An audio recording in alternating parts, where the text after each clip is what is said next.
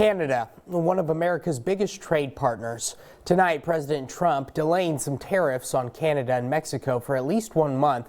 This as Trump had imposed a 25% tax on Canadian imports, 10% on Canadian energy, and now Canadian Prime Minister Justin Trudeau is retaliating, placing tariffs on more than $100 billion of American goods over 21 days. Mexico and China also experiencing taxes. News Channel 3's Karen Devine is showing us what's happening on the northern side of the border in Canada.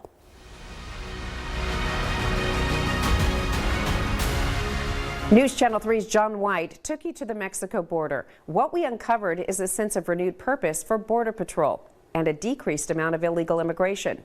This is inside the country. We found many concerned citizens about what could come next. Well, tonight we're uncovering the truth at the border northern side. In my I-Team investigation, we look to the north and get reaction from Canadians wintering in the valley and find out their contribution to our economy. Monty and Bev Graham loving winter in the desert. There's all kinds of activities. I love to play pickleball, and it's just across the street.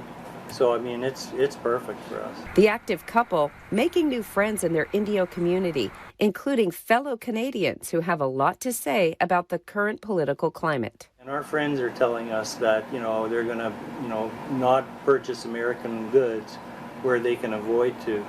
And, so, I mean, that's really not very productive for anybody.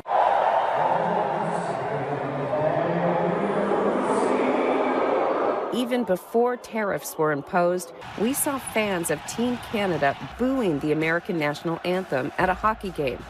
President Trump repeatedly saying, So I think Canada is going to be a very serious contender to be our 51st state. That not going over well with Canucks. Graham says that's a lot of rhetoric. He's more concerned about the financials. Even now, the Canadian dollar is weak, and he says they pay a premium to stay in the U.S. If the tariffs stay in place for a long period of time, I think that, people are going to, and if our dollar drops, well, then we have, decisions to make in terms of where we're going to spend our winters. And that's where the Valley could take a financial hit. In 2023, tourism generated about $7.4 billion in total spending in the Greater Palm Springs area. Canadians make up approximately 20 to 25% of visitors. Crunching the numbers, that would mean they contribute around $1.48 to $1.85 billion annually to the local economy. And they just don't visit. 8 to 10% of all properties in the area are owned by Canadians.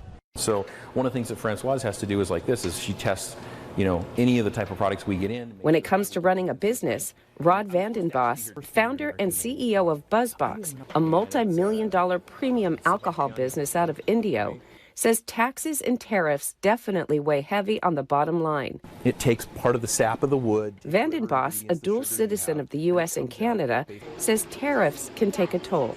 We've been trying to get into Canada for quite a while. And it's difficult as it is. So tariffs would make it really tough. And we'd hate to see that stand. We hope that something can be worked out that would open that up. Why would the U.S. pick a fight with our allies and neighbors to the north? Well, it all comes down to what President Trump calls a threat to national security, with an increase in illicit drugs like fentanyl, illegal immigrants, and human trafficking coming across the border. Stretching more than 5,500 miles long with 120 land ports of entry, it's the world's longest undefended border. The Canadians I spoke with understand this threat. I think that most of what's going on is we've had a lot of bad actors that have taken advantage of that friendly, positive relationship between our two countries. And unfortunately, now we have to step up and make some hard decisions, and they're not going to be easy. The logic is to tighten up the border, and I mean, we've seen in Canada a lot of gangs operating in Canada. Mexican cartels are now very new to us operating in Canada. According to data from U.S. Customs and Border Patrol, 0.2% of all seizures of fentanyl entering the U.S. are made at the Canadian border. Almost all the rest is confiscated at the U.S. border with Mexico. Still, Canada pledged $900 million to combat fentanyl and enhance border security. the Prime Minister appointing the country's first fentanyl czar.